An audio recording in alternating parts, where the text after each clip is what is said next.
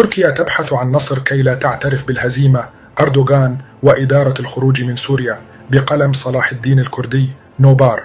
حين تتراجع تركيا عن عملية برية واسعة ضد قوات سوريا الديمقراطية، لا يكون السؤال الحقيقي لماذا تراجعت، بل لماذا لم تعد قادرة على تحويل التهديد إلى فعل. الدولة التي بنت جزءا أساسيا من شرعيتها خلال العقد الأخير على فائض القوة العسكرية، باتت اليوم تبحث عن فائض خطاب. من هنا يبدأ التحول من منطق الاجتياح إلى منطق الإخراج السياسي، ومن لغة السلاح إلى لغة حفظ ماء الوجه. الاتفاق في 10 من آذار عام 2025 بين الحكومة السورية المؤقتة وقوات سوريا الديمقراطية لم يعد تفصيلا سوريا داخليا، بل تحول إلى مخرج تركي بامتياز. الاتفاق ينص على دمج المؤسسات المدنية والعسكرية في شمال شرق سوريا ضمن بنية الدولة السورية، بما يشمل المعابر والموارد الحيوية. بالنسبة لأنقرة، لم يعد جوهر الاتفاق هو آلية الدمج أو مراحله التقنية، بل قدرته على إنتاج صورة سياسية قابلة للتسويق داخليا. المطلوب أن يقال إن قسد اندمجت، وأن يقال إن التهديد انتهى، حتى لو بقي التنفيذ عمليا مفتوحا على التأجيل وإعادة التفسير. هنا يجب تثبيت نقطة الزمنية الدقيقة. الشروط التي أعلنتها أنقرة لاحقا بشأن نزع سلاح قسد والانضمام كأفراد لا ككتلة لم تطرح علنا في عامي 2018 و2019. تلك المرحلة كانت مرحلة عمليات عسكرية وفرض وقائع بالقوة، لا مرحلة هندسة اندماج سياسي. الشروط ظهرت بعد اتفاق في 10 من آذار عام 2025، عندما انتقل الملف من الميدان إلى طاولة التسويات، وحين احتاجت أنقرة إلى خطاب سيادي يعوض تراجع القدرة على الحسم. ومع تصاعد الحاجة إلى إعلان نصر سياسي، بدأت هذه الشروط نفسها تتآكل. لم يعد نزع السلاح شرطا مسبقا، ولم يعد التفكيك الفردي خطا أحمر. ما يجري خلف الكواليس هو قبول بصيغة قريبة من شروط قسد مقابل مكسب واحد فقط. مشهد يسمح لأردوغان بالوقوف أمام الداخل التركي وإعلان نهاية الخطر. هذا التحول لا يمكن فصله عن الواقع الاقتصادي. تركيا دخلت عام 2024 وهي مثقلة بتضخم تجاوز في ذروته 65%، قبل أن يتراجع جزئيا في عام 2025 من دون أن يخفف العبء الاجتماعي. في أيلول عام 2025 استقر التضخم السنوي عند حدود 33%، وهو رقم كاف لإبقاء الشارع في حالة ضغط دائم.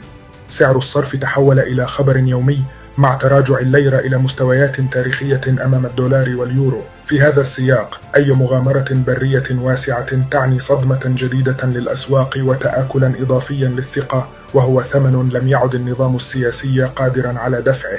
حتى في الميدان لم تعد أدوات التفوق السابقة تمنح الضمان نفسه. المسيرات التي شكلت عماد الاستراتيجية التركية منذ عام 2016 لم تعد ورقة نظيفة بلا كلفة. الطائرة الواحدة من طراز بيرغدار تتجاوز قيمتها عدة ملايين من الدولارات، ومع خسائر التشغيل والدعم تصبح الفاتورة أثقل. حين يتحول التفوق الجوي من عنصر حسم إلى عنصر استنزاف، تتغير الحسابات جذريا، خاصة في اقتصاد يعاني أصلا من ضغط العملة وكلفة المعيشة. سياسيا، جاءت انتخابات في 31 من آذار عام 2024 البلدية لتكسر رواية التعبئة الأمنية. الحزب الحاكم خسر مدنا كبرى وتراجع حضوره في المناطق الأساسية، وظهرت النتيجة بوصفها عقابا مباشرا على الأداء الاقتصادي وتآكل الثقة. منذ تلك اللحظة لم تعد الحرب رصيدا انتخابيا مضمونا، بل احتمالا لمزيد من الخسارة. أردوغان الذي اعتاد تحويل الأزمات الخارجية إلى أدوات الحشد داخلي، وجد نفسه أمام معادلة معكوسة. أي تصعيد واسع قد يعمق التراجع بدل أن يعالجه. في هذا الإطار يصبح الخطاب عدم امتلاك أطماع في أراضي الجيران خطاب تمهيد لا خطاب طمأنة. هو رسالة خارجية بأن أنقرة مستعدة للانسحاب السياسي، ورسالة داخلية بأن الخروج يمكن تقديمه كخيار سيادي لا كتراجع مفروض. أردوغان لا يهيئ الجمهور لحرب، بل يهيئه لإغلاق الملف.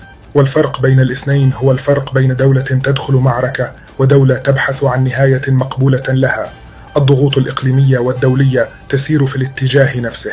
إدراج تنظيمات المحسوبة تاريخيا على النفوذ التركي ضمن قوائم الإرهاب الأمريكية، ثم فتح النقاش نفسه في أوروبا. لم يكن إجراء قانونيا معزولا، بل جزءا من تجفيف أدوات النفوذ غير المباشر. في شرق المتوسط، وقعت مصر في آب عام 2025 أكبر صفقة للغاز في تاريخ إسرائيل بقيمة تقارب 35 مليار دولار، ما عزز محور الطاقة المصري الإسرائيلي وأعاد رسم موازين المنطقة على حساب أنقرة. وفي المشرق، شاركت الأردن في ضربات أمريكية واسعة ضد مواقع مصنفة إرهابية في شرق سوريا أواخر عام 2025، في إشارة واضحة إلى إعادة تموضع الإقليمي تحت مظلة أمنية جديدة. وسط هذا المشهد، يتحول الاتفاق في 10 من آذار لعام 2025 إلى وثيقة إنقاذ أكثر من وثيقة انتصار أنقرة تحتاجه لتخرج من سوريا بمشهد منظم، بعد أن أصبحت كلفة البقاء أعلى من كلفة الانسحاب.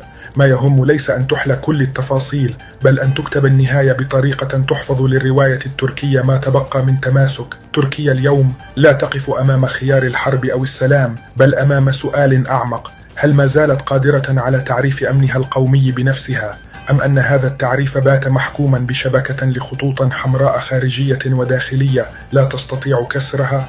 أخطر مراحل الدول ليست حين تخسر حربا واضحة، بل حين تصبح عاجزة عن خوض الحرب، وعاجزة في الوقت نفسه عن الاعتراف بانتهائها، فتعيش زمنا طويلا في المنطقة الرمادية اسمها إدارة التراجع.